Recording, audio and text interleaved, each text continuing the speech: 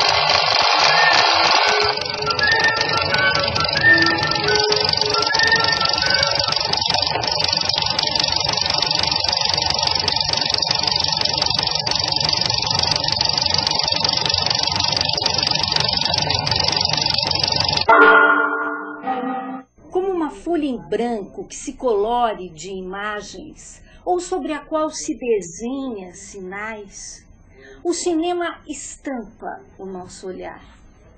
Como uma pintura vibrante de Van Gogh, requintada de Renoir, ou mística absurda como a de Salvador Dalí.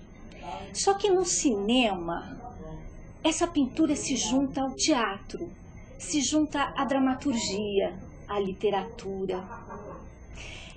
E é assim que nós podemos apreciar esta arte, absorvendo estas imagens que são colhidas por um autor.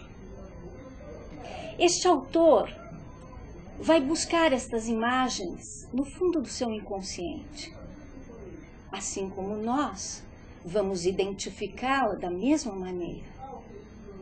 As imagens são para nós o nosso sentido de verdade e de vida. Por isso que escolhemos guardá-las no fundo do nosso inconsciente. Cada autor vai revelar o seu sentido de vida, a maneira como vê e entende o mundo através da sua obra. Ele revela-se através da sua obra.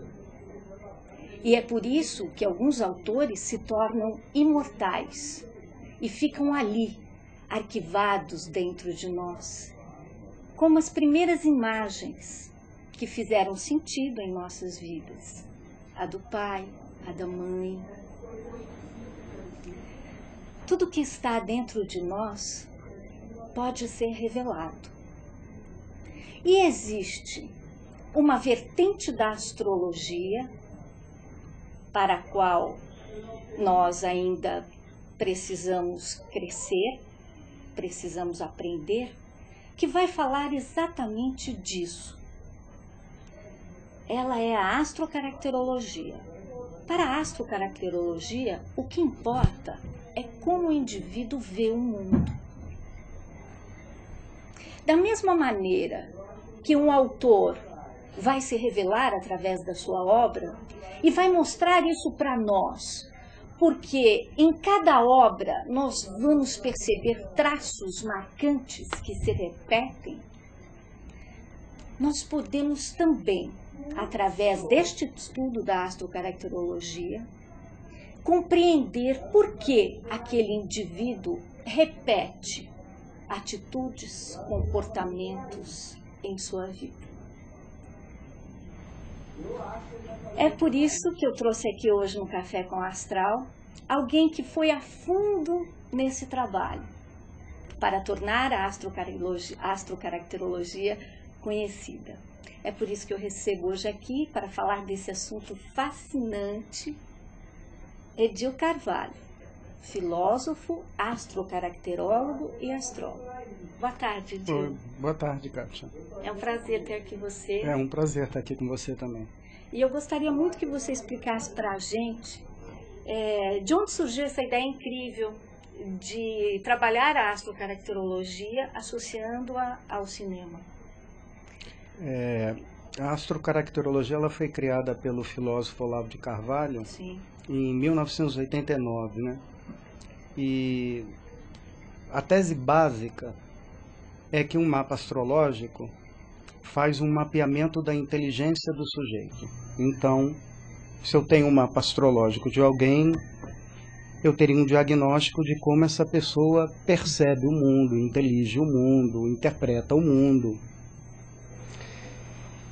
Isso significa que o mapa astrológico faz um mapeamento da visão de mundo do sujeito. E se isso é verdade, e isso é verdade, uma das maneiras de verificar isso é analisando a obra de cineastas, porque o cinema é a arte da visão por excelência. Então, se o mapa astrológico nos dá a visão que o diretor tem do mundo, através da obra desse diretor, a gente tem uma ideia de que configurações astrológicas o mapa astrológico dele se compõe, né? Cada diretor tem um mapa astrológico específico, e isso significa que cada diretor vai ter uma visão de mundo. E você apresenta vários diretores em correlação com várias visões de mundo nesse projeto de astrologia e cinema. Isso assim. Em linhas gerais, vamos dizer que 12 são as visões de mundo possíveis, né? Sim. Isso significa que ao longo de 2 anos e meio, junto com um colega meu também da área de cinema, o Miguel Saad, a gente fez um levantamento da vida e da obra de vários diretores. A gente leu o que havia disponível de biografia na época e a gente passou a associar essa filmografia e essa biografia ao mapa astrológico de cada um, de modo que a gente pôde, por exemplo, como a gente vai fazer no dia de hoje aqui, colocar o Bergman como um cineasta cuja filmografia expressa de uma maneira muito clara o fato dele ter Saturno na casa 1. Por exemplo, também, para fazer um paralelo, para que o público entenda o que é a casa 1, né? A gente também incluiu no projeto filmes do Georges Méliès, que é praticamente o pai do cinema, né?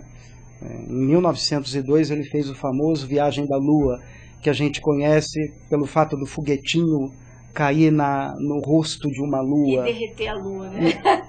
Eu não me lembro se ela derrete, mas eu lembro que ela ri. Derrete. E é muito interessante perceber que tanto o Georges Méliès, que a gente vai assistir algumas ceninhas, quanto o Bergman, tanto um quanto o outro, eles têm uma fascinação pelo rosto humano. Ou seja, por aquilo que no cinema a gente vai chamar de close, né? É muito interessante pensar que Bergman vai fazer um filme que se chama Persona, né? Persona é a máscara que o ator grego utilizava no teatro para poder transmitir o seu personagem, né?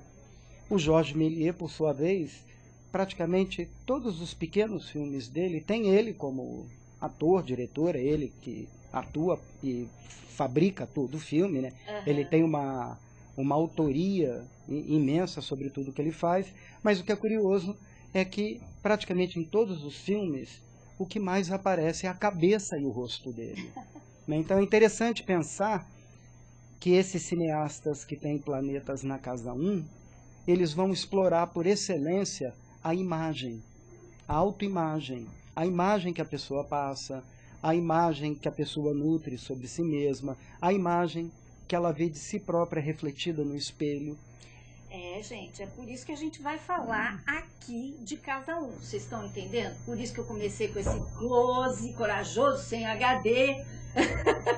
Exatamente por isso. Porque a TV ela lida com essa matéria-prima. A TV, a internet, a mídia no geral, a fotografia, enfim, a nossa comunicação de massa, a cultura de massa está impregnada de Casa 1, está impregnada de imagem, né? E é por isso que a gente escolheu falar da Casa 1, porque obviamente são 12 casas, não daria. Eu adoraria ficar aqui fazendo o dia inteiro programa sobre astrologia e cinema, astrocaracterologia e cinema. Mas, enfim, a gente escolheu Casa 1 justamente pelo veículo que a gente está. Eu espero que vocês compreendam isso.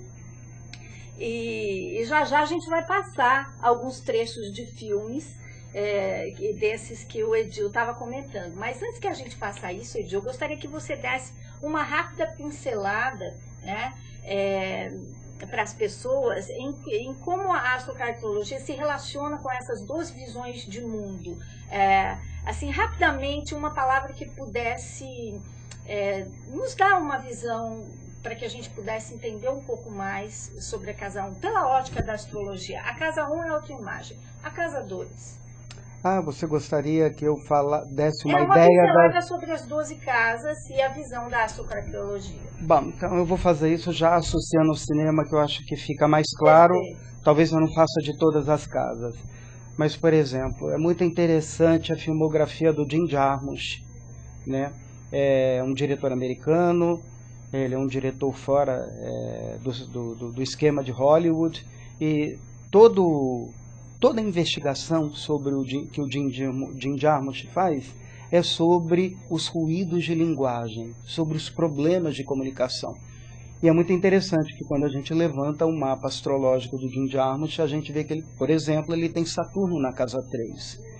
É muito interessante ver como as pessoas que têm planeta na casa 3 são pessoas que se importam com a linguagem, né, com a comunicação. Isso fica muito claro na filmografia do Jim Jarmusch, por exemplo. A casa 3, para você que está ouvindo, se interessa e gosta de astrologia, é a casa tradicional de Gêmeos, regida por Mercúrio, que justamente está ligado ao pensamento e ligada à comunicação.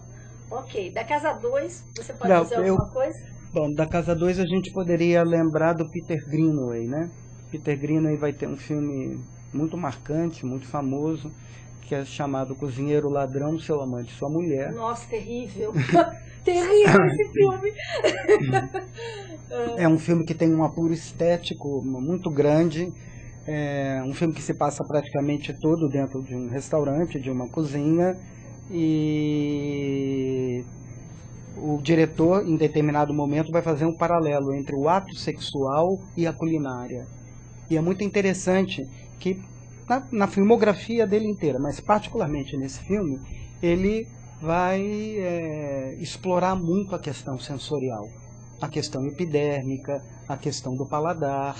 E diga-se de passagem que o Peter Greenaway, ele tem Saturno na casa 2, e é muito interessante ver como as pessoas que têm planetas na casa 2 são pessoas preocupadas com a qualidade de vida, né? Com prazer, com conforto, com bem-estar. E isso fica muito notório na obra do Peter Greenaway. E nesse filme, principalmente, né? Eles fazem amor na cozinha, ali junto das panelas. O mesmo lugar também que se come. Quer dizer, o prazer tá impermeado no filme, né? O tempo inteiro. Muito interessante. O que você poderia dizer? Não vai dar para fazer 12, né? Tudo que a gente vai fazer de astrologia, a gente é 12, sabe? Parece uma sina, e é uma sina, né? O astrólogo tem que seguir essa sina das 12 etapas, os 12 meses, né? Enfim, a via sacra, a via astrológica.